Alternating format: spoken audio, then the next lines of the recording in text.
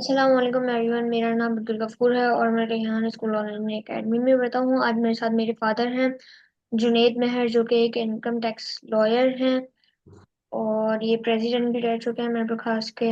अस्सलाम वालेकुम बाबा। वालेकुम अस्सलाम। क्या हाल है? मैं ठीक, आप सुनाएं, आप कैसे हैं? अल्लाह का शुक्र है। तो बाबा, आप अपना थोड़ा तारुफ करा दें ताकि जो आपको नहीं जानते वो जान जाए। मैं एज आ एडवोकेट जो है इनकम टैक्स की प्रैक्टिस करता हूँ। टैक्सेशन साइड पे ज़्यादातर मेरा काम है। वैसे तो जनरल सारी प्रैक्टिस करते हैं, लेकिन टैक्सेशन साइड पे ज़्यादा मेरी एक्सपर्टीज़ है। और मिरपुखास से ही हम लीड कर रहे हैं। वैसे मेरा ऑफिस है मिरपुखास, उमरकोट, सांगड़ और मिट्टी। मेन हमारी चार ब्रांचेज है यहाँ पर। और टंडोलियर भी हम देखते हैं। वैसे मेरे क्लाइंटेशन तो पूरे सिंध के अंदर ही है मोस्टली, क्योंकि कराची, हैदराबाद की भी मेरे काफ़ी क्लाइंट्स हैं। उनको भी हम यहाँ से बैठ के अल्लाह का शुक्र सर्विस प्रोवाइड कर रहे होते हैं। तो बाबा, आपने बताया कि आप लॉयर हैं, तो क्या आप बता सकते हैं कि एक लॉयर का क्या काम होता है और टैक्स क्या होता है? बेसिकली एक लॉयर जो है टैक्सेशन का जो वकील होता है, वो एक सर्विस प्रोवाइडर होता है। जिस तरीके से जो पार्टीज होती हैं, जो बिजनेसमैन होते हैं, उनके ऊपर जो टैक्स लग रहा होता है, तो उनको पता नहीं होता कि उनकी कितनी इनकम है, उस इनकम के ऊपर कितना टैक्स लागू होगा। तो उसको वो सारा मैनेज करके, उसकी जो भी प्रॉब्लम्स होती है एफपीआर के साथ, क्योंकि लॉ बड़ा क्रिटिकल है, तो उसको सारा जो है वो एक लॉयर का काम होता है कि अपने क्लाइंट को किस तरीके से सही राह दिखाए, और उसके बाद उसको किस तरीके से हम फैसिलिटेट कर सकते हैं, किस तरीके से उसको ज़्यादा टैक्स भरने से बचा सकते हैं। तो ये फैसिलिटीज हम दे रहे होते हैं। ये जो है वकील का काम होता है। और मिडिल मैन का काम कर रहा होता है वकील। सर, टैक्स क्यों लेते हैं आप? हम नहीं लेते टैक्स, बेटा गवर्नमेंट लेती है। और गवर्नमेंट इसलिए टैक्स लेती है कि मुल्क चलाना है। मुल्क चलाने के लिए जो है वो पैसा चाहिए होता है। तो पैसे के लिए वो जो है मुख्तलिफ टैक्सेस लगाए जाते हैं। तो उससे मुल्क का पहिया चलता है। अगर टैक्स ना लगाए तो ना वो सैलरीज दे सकती है गवर्नमेंट, क्योंकि गवर्नमेंट अपनी इनकम जनरेट तो नहीं करती। वो तो जो हम लोग कमा रहे होते हैं, हमसे ही टैक्सेस लेके मुल्क को चला रही है। तो इसलिए टैक्स जो है लाजमी है। पर स्टेट बैंक ऐसी चीजें भी तो इनके अंडर में ही होती है, तो ये लोग यहाँ से भी तो पैसा ले सकते हैं। स्टेट बैंक चलाने के लिए भी तो बेटा पैसा चाहिए। वो पैसा कहाँ से आएगा? हम्म। वो आवाम से टैक्स लेकर स्टेट बैंक में जमा होता है। फिर वहाँ से मुख्तलिफ इदारों को जो है वहाँ दिया जाता है। अब मुल्क की सबसे बड़ी जो कलेक्शन जो डिपार्टमेंट है वो है एफबी है, फेडरल बोर्ड ऑफ रेवेन्यू। उसके बाद आता है एसआरबी, सिंध रेवेन्यू बोर्ड, फिर पंजाब रेवेन्यू बोर्ड। हर ताल के हर सूबे का अपना भी बोर्ड ऑफ रेवेन्यू भी है। तो जो मेन हमारे पास रेवेन्यू जनरेट करती है वो है फेडरल बोर्ड ऑफ रेवेन्यू, जिससे पूरा मुल्क चलता है। बाकी सूबे अपनी तौर पे ऊपर भी रेवेन्यू जनरेट कर रहे होते हैं। वो जो है वो टैक्स कलेक्शन जो है वो उनके अपने, जैसे सिंध रेवेन्यू बोर्ड सिंध का है तो वो सिंध रेवेन्यू बोर्ड कर रहा होता है। पंजाब का अपना सूबे का है, पंजाब रेवेन्यू बोर्ड है, तो वो पंजाब रेवेन्यू वाले कर रहे होते हैं। लेकिन टैक्स आवाम से ही लिया जाता है। वो लेकर फिर वो स्टेट बैंक के पास जो पैसा कलेक्ट होता है, फिर वो मुख्तलिफ जो है इदारों को दिया जाता है। और असेंबली से जो है बिल पास होते हैं हर इदारे के लिए। जैसे आप सेहत के लिए, अब आप हॉस्पिटल्स हैं, गवर्नमेंट हॉस्पिटल्स हैं, स्कूल्स हैं, इन लोगों को पैसा फंडिंग कहाँ से आएगी? ये तो सब फ्री ऑफ कॉस्ट होती है जो गवर्नमेंट की चीज़ है। तो वो पैसा हमारे टैक्स के ही उससे कलेक्शन करके वो इन डिपार्टमेंट्स को दिया जाता है। जैसे अब रोड बनाना है, तो वो गवर्नमेंट कहाँ से बनाएगी? गवर्नमेंट की अपनी कोई रेवेन्यू जनरेशन थोड़ी होती है। वो जो है आवाम से कलेक्ट करके और आवाम का पैसा आवाम पे ही लगाती है। आपने भी बताया था कि मुख्तलिफ किस्म के टैक्स होते हैं, तो किस टाइप के, मतलब आप? मुख्तलिफ टैक्सेस से मकसद ये है कि मेन तो दो तीन टैक्सेस है। एक दो तरह के टैक्सेस होते हैं, एक डायरेक्ट और एक इनडायरेक्ट। डायरेक्ट टैक्स जो होता है वो जो है डायरेक्ट ही कट जाता है। इनडायरेक्ट टैक्स जो है वो जो है इनडायरेक्टली लोगों से कट रहा होता है। जैसे इनकम टैक्स है, वो आपकी इनकम के ऊपर लगता है। अब सेल टैक्स है, वो आपकी हर सेल के ऊपर लग रहा होता है। वो उसके अंदर आप हमें पता भी नहीं होता, लेकिन वो हम टैक्सेस दे रहे होते हैं। तो इस तरह के बहुत सारे, अब तो एग्रीकल्चर टैक्स भी काफ़ी एक्टिव हो गया है। तो एग्रीकल्चर टैक्स भी जो है वो लग रहा है, लागू हो रहा है।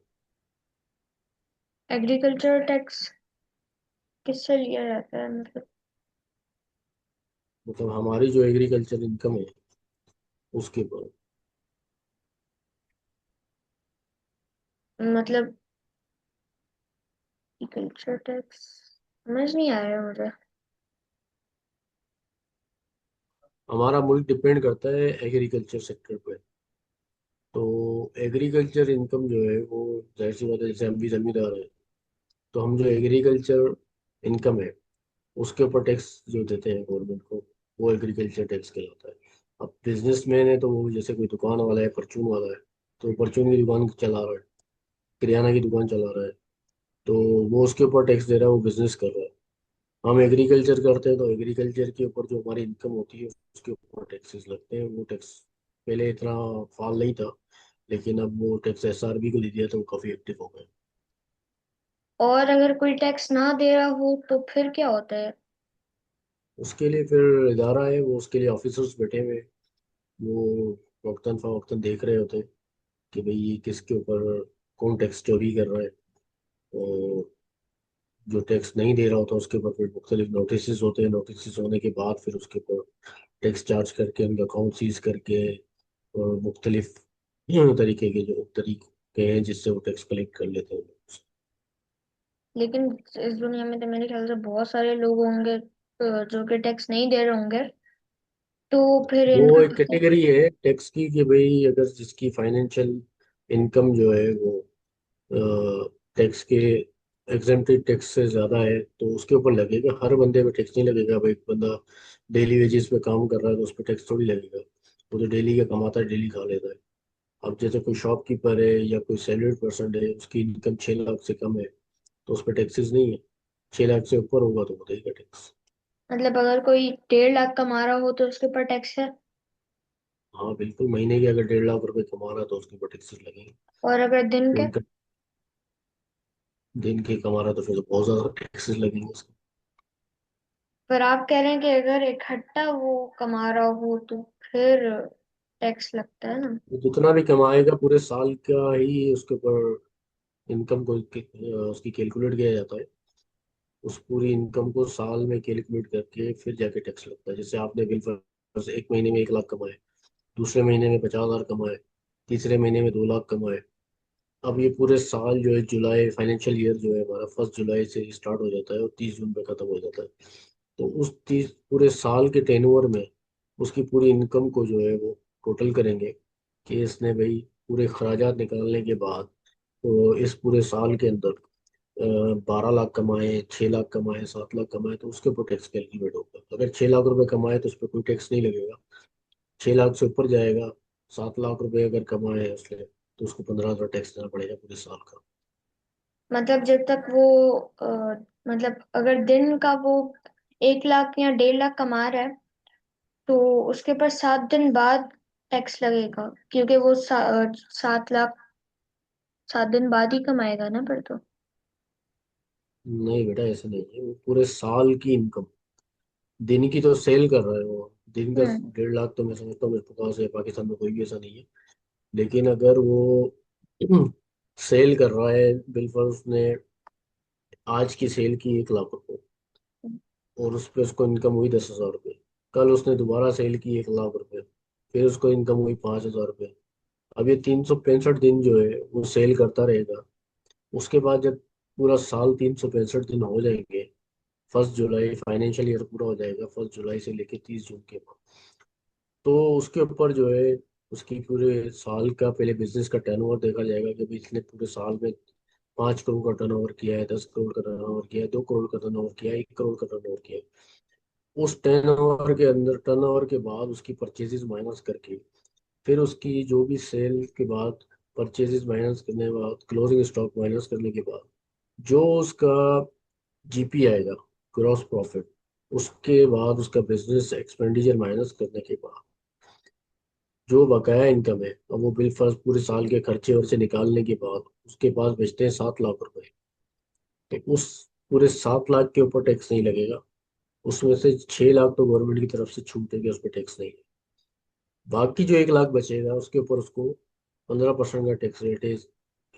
इस साल भी और पिछले साल भी यही था। तो 15% के हिसाब से उसको टैक्स देना पड़ेगा। वो 1 लाख के ऊपर 15,000 रुपये बनेंगे, वो उसको जमा पड़ेंगे गवर्नमेंट के चालान के, सीपीआर के। और अगर कोई बच्चा ऐसे 1.5 लाख कमा रहा हो तो? बच्चे से कुछ नहीं है, हमारे पास तो 18 साल के साथ इनकम शुरू होती है।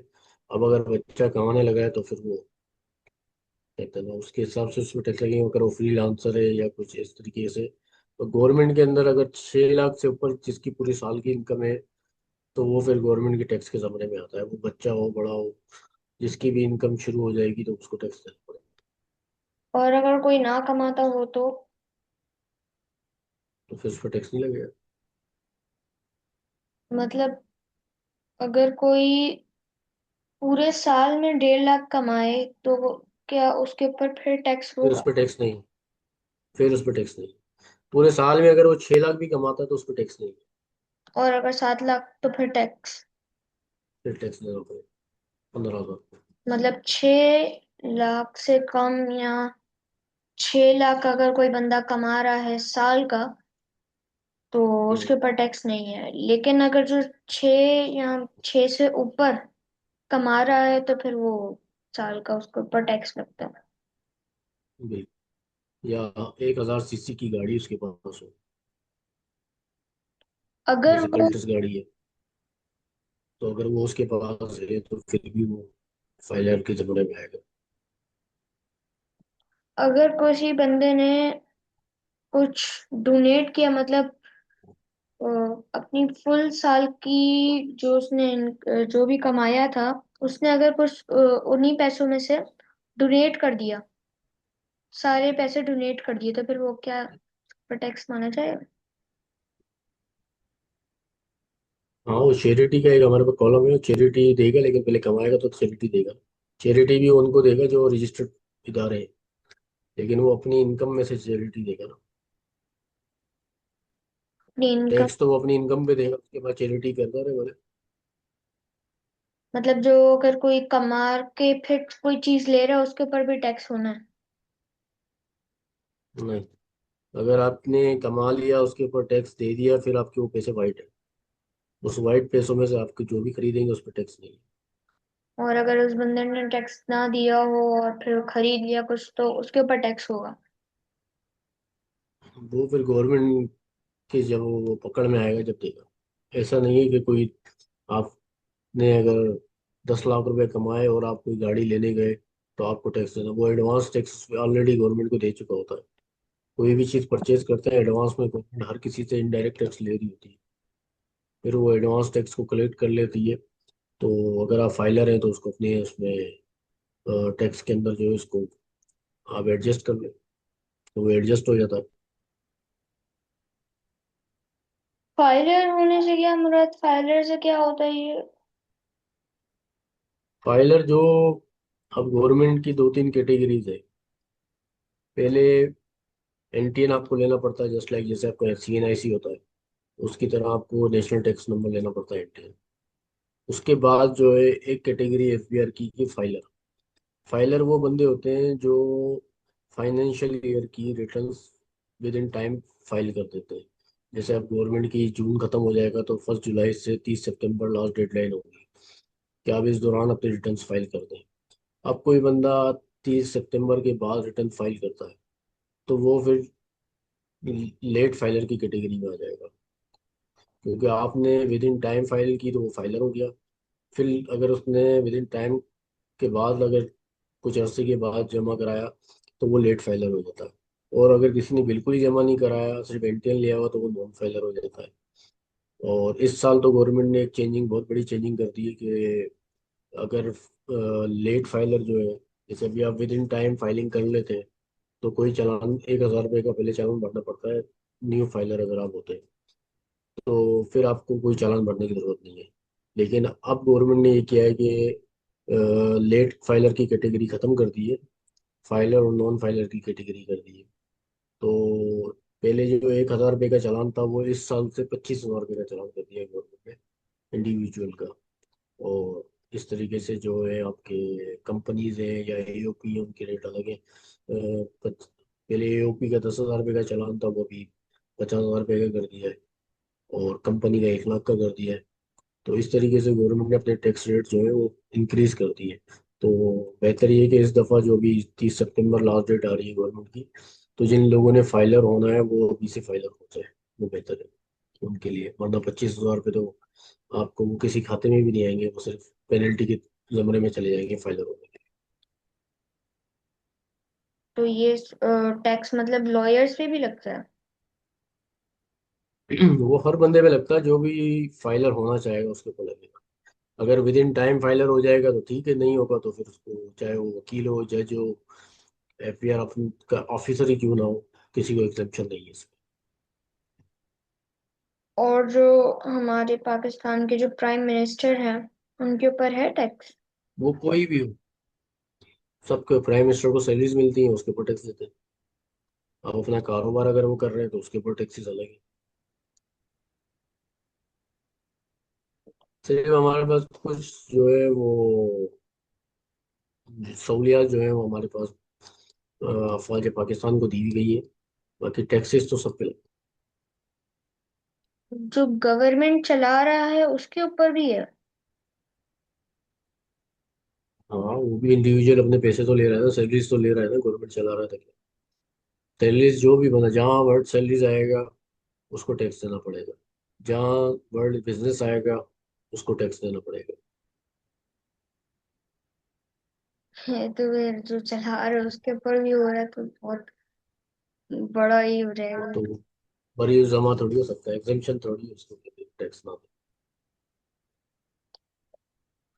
तो फिर ठीक है, आज अल्लाह हाफिज एवरीवन, आज का सेशन इतना ही था। मिलते हैं दूसरी वीडियो में। अल्लाह हाफिज।